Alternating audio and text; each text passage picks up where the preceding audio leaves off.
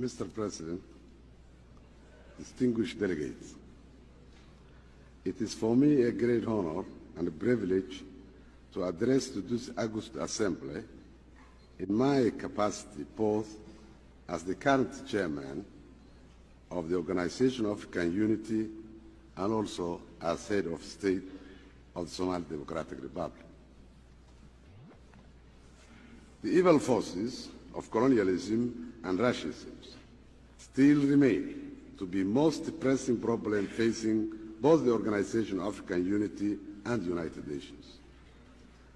The struggle against colonialism and racism discriminations in southern Africa and elsewhere has long presented a challenge to all men of goodwill. The major initiative taken by the African members of the United Nations in keeping this issue before the consciousness of the world has been an important factor in establishing their prominence in international affairs.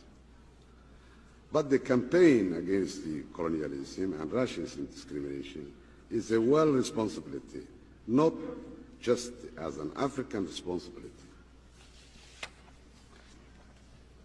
For the evils which the campaign seeks to eliminate run counter to basic principle of the Charter of the Universal Declaration of Human Rights.